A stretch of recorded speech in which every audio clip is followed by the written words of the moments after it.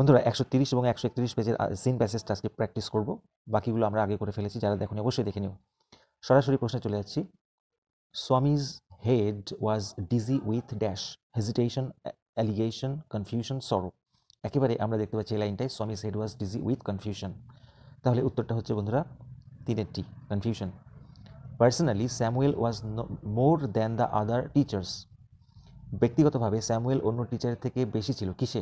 Cordial, hostile, unfriendly, cruel. খুব interesting বন্ধুরা, Samuel অন্য টিচারের থেকে বেশি বন্ধুত্বপূর্ণ ছিল, কিন্তু উত্তরটা কোথায় পাবে? এই দেখো, personally he was much more friendly than the other teachers. এখানে তো ফ্রেন্ডলি কোথাও নেই, ফ্রেন্ডলি নেই, আনফ্রেন্ডলি আছে, তাহলে কি করবে? কর্ডিয়াল, কর্ডিয়াল মানেই ফ্রেন্ডলি, তাহলে এটা আমাদের জানতে হবে। Next, Swami stopped on the forest road side platform bus stand. কোথায়? এই দেখো, Swami stopped on the road side, তাহলে এটা আমাদের খুঁজে পেতে কোনো অসুবিধা হচ্ছে না, রোড সাইড হচ্ছে correct answer. Samuel's cheek was dark, shaved, unshaven, thoughtful. এই যে এখানে পাবে আনশেভেন চিক, আনশেভেন চিক, তাহলে উত্তরটা হবে আনশেভেন, অর্থাৎ তিনেরটি। Next one, Samuel had a special regard for headmaster, Swami's father, other students of the class. Samuel had a special regard for কার জন্য? স্বামীর জন্য। কোথায় পাবো আমরা? এই দেখো, Samuel had a special regard for him. চলে আসবো fill in the blanks with information from the text. Swami failed to decide, Swami decide করতে ব্যর্থ হলো ওয়েদার ড্যাশ। এই যে লাইনটা খেয়াল করো, হি কুড নট ডিসাইড মানে ফেইল টু ডিসাইড। ইফ মানেই ওয়েদার, আমরা ন্যারেশন করার সময় শিখেছি ইফ বা ওয়েদার বসাতে হয়, তাহলে ইফ পর্যন্ত দেওয়া আছে মানে ওয়েদার পর্যন্ত দেওয়া আছে, তাহলে আমাদের বাকিটা লিখতে হবে Samuel really deserve the allegations made against him in the letter, এটা হবে answer. Next, Swami felt dash, Swami also felt Samuel had a special regard for him, এটা কিন্তু করলে হবে না। দেখো এখানে বলেছে স্বামী অলসো ফেল্ড, আর তার আগে একটা লাইন আছে he felt he had mixed up the real and the imagined, তাহলে আমাদের এই অ্যান্সারটা নিতে হবে। কি করব? He had mixed up the real and the imagined, এইটুকুনি হবে answer. Next, Swami went to school feeling dash, একেবারে প্রথমে আছে, এই দেখো Swami went to school feeling that, তাহলে দ্যাট পর্যন্ত লেখা আছে, আমাদের এখান থেকে লিখতে হবে he was the worst boy on earth, answer শেষ। এবারে বন্ধুরা আমরা চলে যাব ট্রু ফলসে। Samuel had a stubble moustache. বন্ধুরা স্টাবল মানেটা না জানলে তো পারবে না, স্টাবল মানে হচ্ছে ন্যাড়া। আমরা দেখে নেব উত্তরটা কোথায় আছে, ট্রু হবে না ফলস হবে। এখানে বলেছে হিজ থিন মাউস্টাচ, থিন মানে পাতলা আর স্টাবল মানে ন্যাড়া, তাহলে বন্ধুরা আমাদের উত্তরটা বুঝতেই পারছি ফলস হবে, এটার উত্তর হবে ফলস।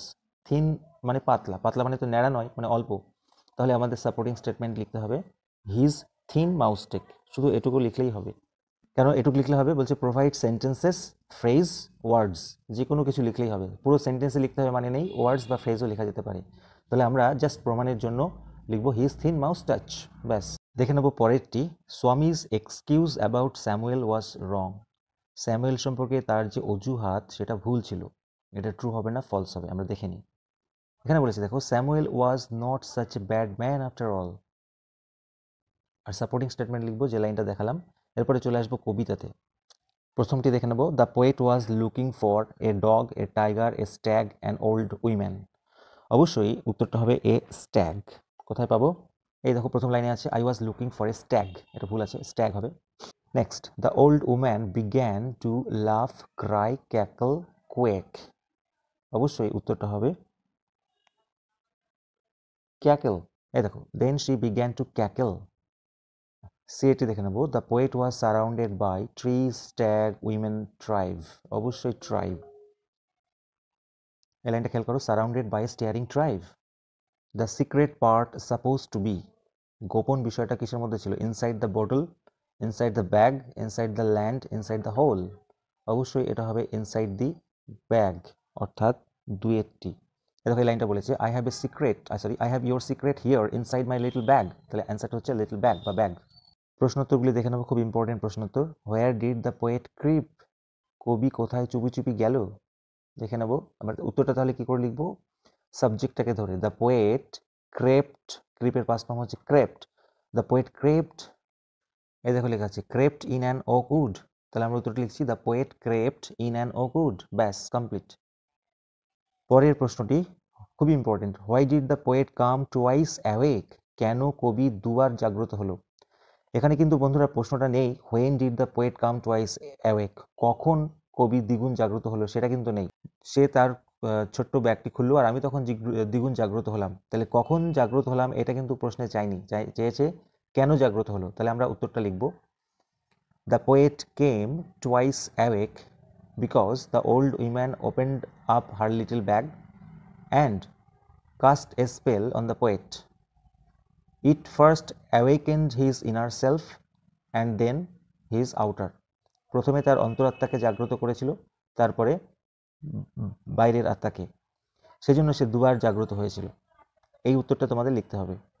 তো এই ছিল আজকের ভিডিও। বন্ধুরা ভালো লাগলে লাইক করো, চ্যানেল নতুন হলে সাবস্ক্রাইব করো এবং অন্যান্য ভিডিওগুলো যারা দেখো অবশ্যই দেখে নিও। Thank you so much.